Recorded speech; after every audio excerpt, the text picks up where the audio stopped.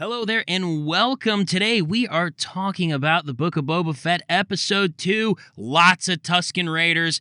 Not so much underground crime, but I am one of your reviewers, Cody, and across the internet from me is my great friend and co-reviewer, Zach. Zach, let's get it going, man. General impressions of this episode going into it. It is an improvement from the first episode, I'll say that. We got a little more substance here. We got a little more action. We got definitely heavy into his backstory. And that's probably what we're going to be talking about a lot in this episode because it was basically the majority of the second episode. But so far, I'm enjoying it. Not sure where it's going at this point because of the dual plots we've got going on. We tend to stay in his past a lot more than we do in the present. And unfortunately, for me, I find the present a lot more interesting than the Tusken Raider part of it. For me, so far, I agree with the internet. This is definitely a better episode than the first, but I'm still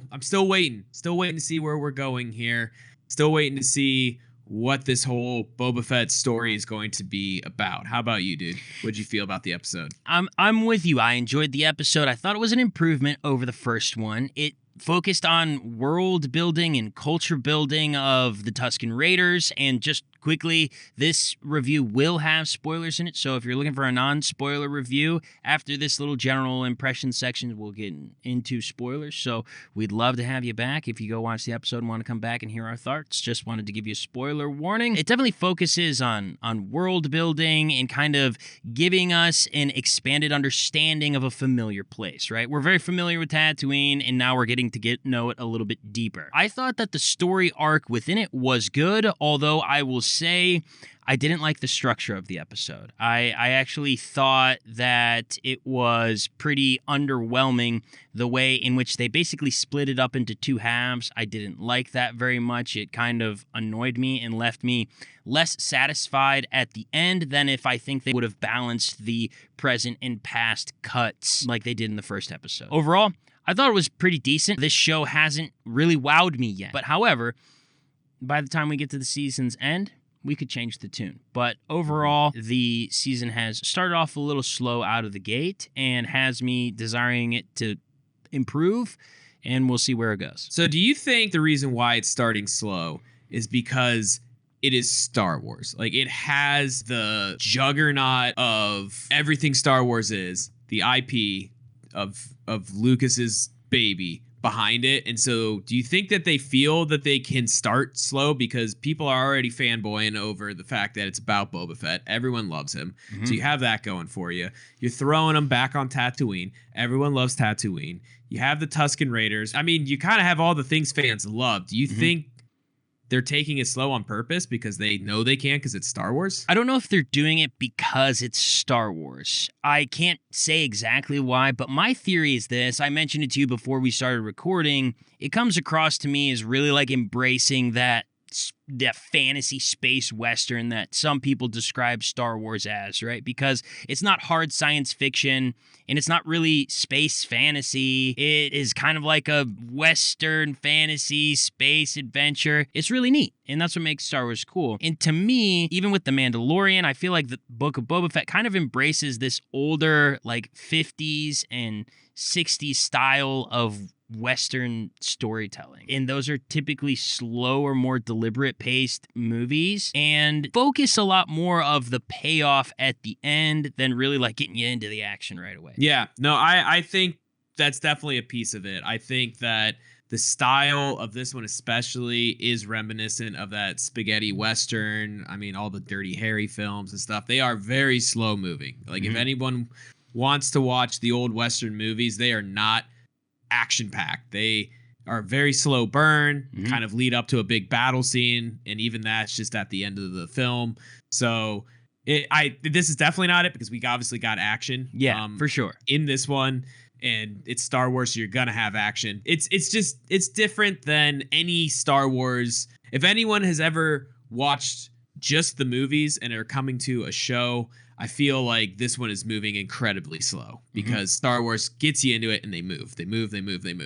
And so this one's taking its time. Speaking of action, I mean, you were a big fan of the train scene, man. So I was. Let's let's get into that. I mean, what did you like about the train scene? What got you so excited? First, I just loved the blend of genres, right? You get a train robbery type of deal in space. That's one of the things I thought was pretty strong in the Solo film. I liked the train sequence at the beginning of that movie. I'm a sucker for that type of stuff. There are certain things in action films that I really like. I love train robberies, dueling, like any type of fencing or lightsaber fights. I love that type of stuff. So there are things that I really enjoy, and I like that. What was cool about that particular scene was it did kind of develop Boba Fett as a character of not just being a lone solo bounty hunter, but does kind of show you his like clone / stormtrooper roots as a trained soldier, being able to take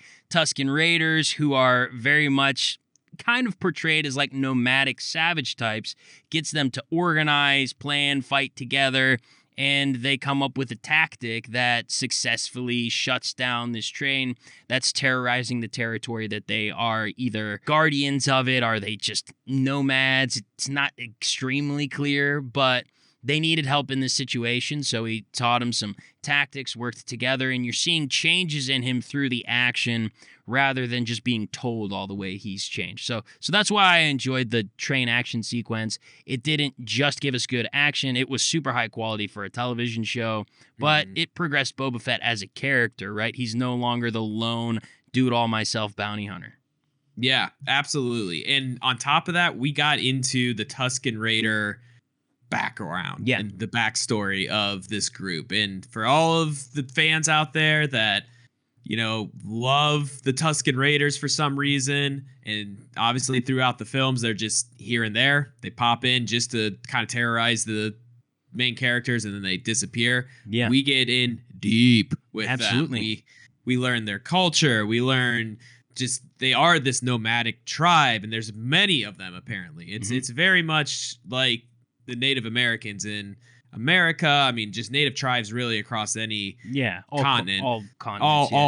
All of them. But so we get in heavy there, and I enjoyed it. I enjoyed it to a point, and I might be a little too critical of this, but I'm just going to go with it anyways, because it is my feelings after watching the show. Is I enjoy the Tusken Raiders, and I enjoy getting to know them and their culture, but this story, I get it's about Boba Fett, and I get that you can't tell the current story without going into his past, but the current story is so much more interesting. I was telling you before we were recording, like the current city that he is ruling in the present day is like a mobster kind of action movie. There's these factions, and the Hutts are back, and the mayor's trying to off him for some reason. Maybe, we don't know. Like all that intrigue and that maneuvering of power and people is, I love that kind of stuff. I'm a big fan of mobster movies. I love gangster films. So for me, that's what it feels like in the present day. When we go back to the past, it feels like Pocahontas. Like, I'll be honest, it feels kind of like just Avatar in a way. Like this outsider's come into this world, and he's got to, you know, become one with them and to prove himself, and then eventually becomes friends, and they follow him to, you know, death. And that's what it feels like. Yeah. And that's cool, but it's been done before in Star Wars. To me, the culture is not interesting enough to warrant the amount of time it's had on screen. And so I enjoy the Tusken Raiders, but I am kind of tired of spending most of the episode with them. So I'm looking forward to an episode where we spend more time with what is going on with him in present day and how he is assembling his family, essentially. And to me, that's awesome. That's so fun. But do you share the same thoughts? What do you think, man? I'm with you on, I think the more present day storyline is more interesting, and I'll get to that in just a second. I want to address the thing with the Tusken Raiders. They're clearly trying to establish this challenge of perspectives on the Tusken Raiders, right? Are they really the villainous savages that we kind of have viewed them as in the past? And you get a glimpse into their culture. You get a glimpse into the fact that they have children. And so now Anakin's narrative of the fact that they're all animals is kind of being challenged. They're not all animals, but at the same time, it doesn't make everything they do right. You can have people who you might not fully understand why they do what they do, but you also see them as humans, right? Like, at the end of the day, they did take Boba Fett in as a slave. Like, that's not right. And there's a history of Tusken Raiders doing bad things, but when you add the human element to them, you begin to sympathize and think, well, maybe there's a reason why they're doing it. They are also being terrorized by a different group. And then it all comes to a close with Boba Fett's like spiritual awakening at the end. Do you want to go into present day mob, or do you want to do Boba Fett's spiritual awakening? Which one you want to hit first? Let's go with the spiritual awakening, then we'll wrap it up. We'll kind of go in reverse order here because we'll wrap it up with what the beginning. But I just want to say I do like the gray area that this show has been willing to go into with the Tusken Raiders of, are they good, are they bad? Because you're right. Up until this point, we've just viewed them as bad. It's, in my opinion, kind of like the Harry Potter approach where you view everybody through Harry Potter's eyes. And so it's immediately, you're good, you're bad, but it's like, do we really know? And so I like this perspective of, okay, yeah, they're not great and they're not necessarily good, but they're not necessarily bad either. They have their own culture. They have their own way of doing things. They're terrorized by another group. They live in the freaking desert, man. They got to dig up little gourds of water in order to survive. So, I mean, they obviously have to be a little hard on the outside because they're just surviving. So, yeah, I like how they did dive into that. As much as I was complaining about how not bored, but how kind of tedious it is at times with them, that is a cool aspect. And I do like that we are getting into that gray area because Star Wars tends to make things binary, good versus evil, Jedi versus Sith. And I mean, the world operates very much in the gray. To get to the spiritual awakening. So first episode, we had Boba Fett's physical rebirth. He's bursts out of the Sarlacc pit and he survived. All right. Well, he's back. He's back again. He's taken away, but he had his like physical rebirth.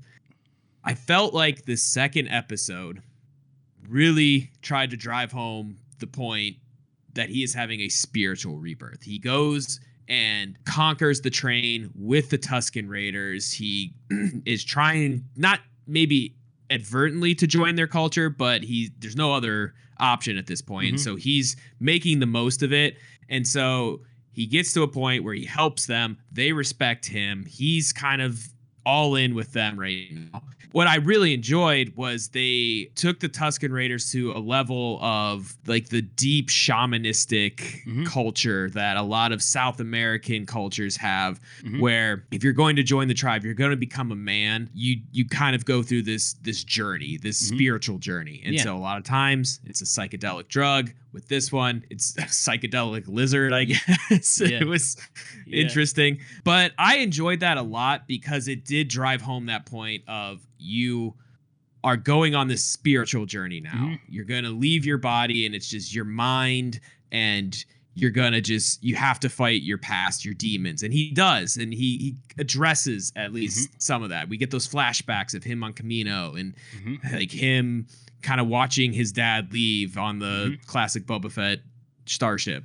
And so he's dealing with all of that. And it's trying to drive home that point. And then he comes out of it with his staff that he eventually makes, which I thought was really cool. But what did you think of that whole sequence, man? Because obviously I'm a big fan of it. I thought it was really cool. I enjoy that deep culture, spirituality, ritualistic stuff. But what did you think of that? I thought it was actually rather interesting. I'm surprised that they went that route in Star Wars, that they dug that deep within any character. I think even after having watched The Mandalorian, I don't think we've ever seen that level of any character who's not a Jedi, right? And I liked the journeying, the coming back with the branch, and I did like how it had the payoff of now you understand visually why his armor looks the way he does, right? Because he's wearing his accepted Tusken Raider robes underneath his Mandalorian armor set, and so now you are seeing this picture of a blended man, right? He is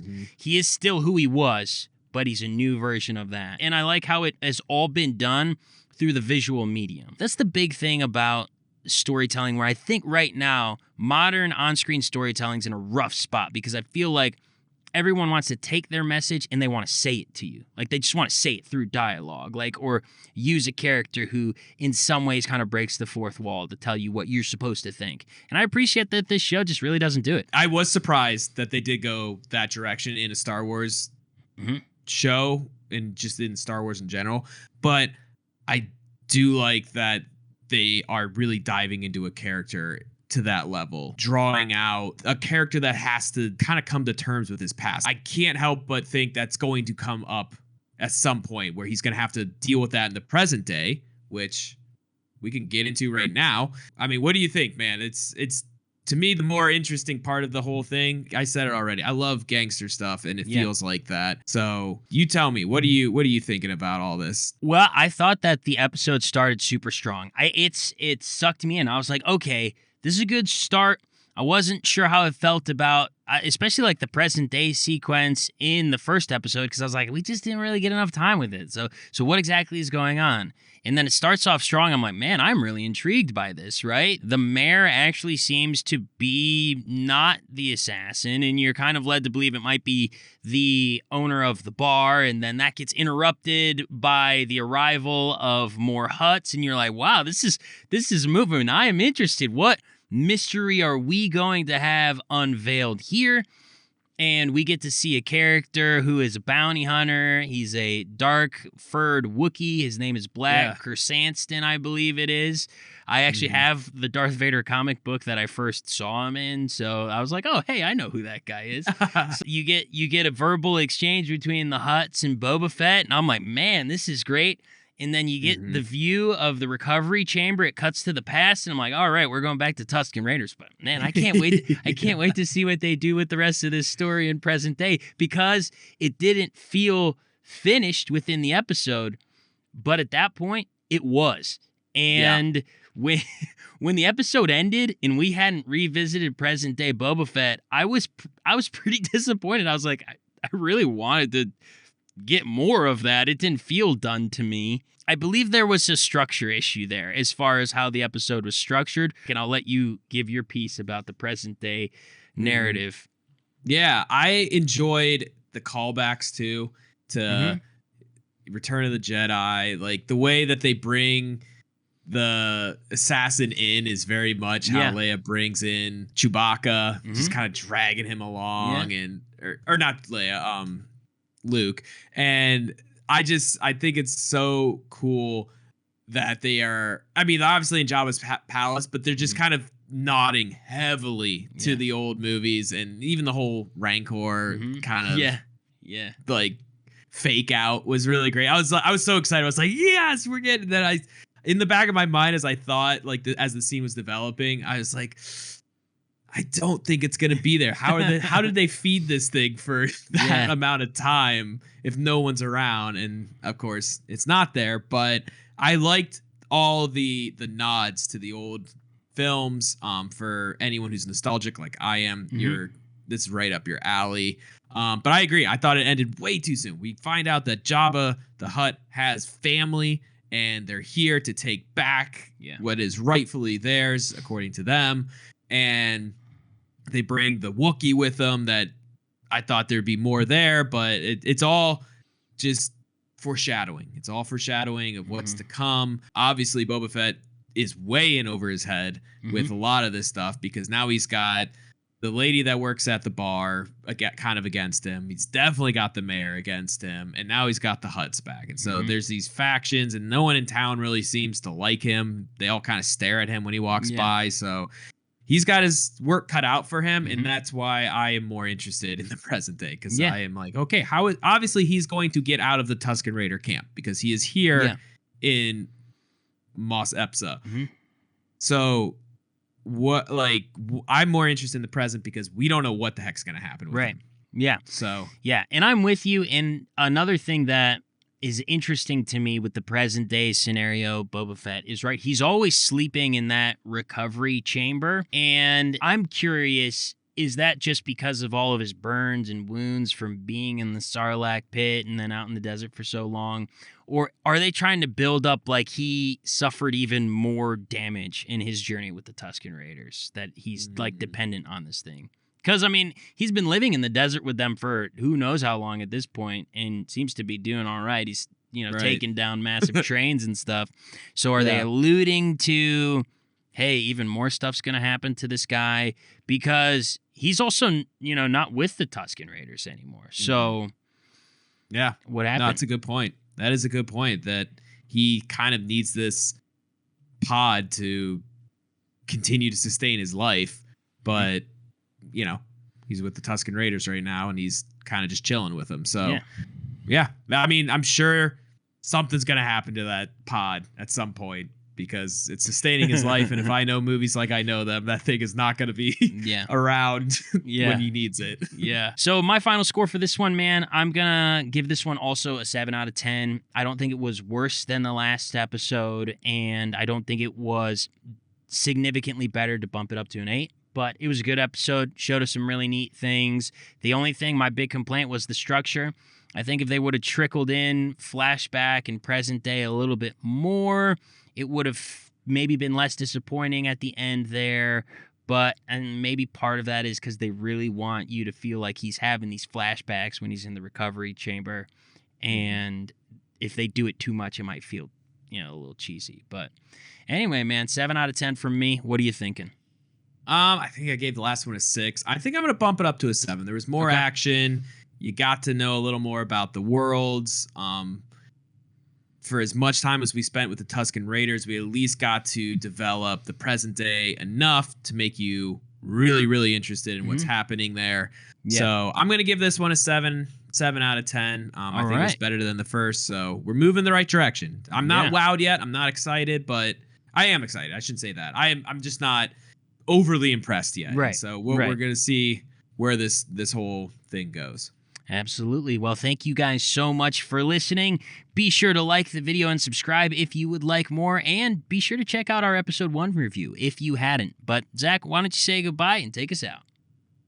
All right, guys. Thanks for watching. We'll see you next week when we do episode 3.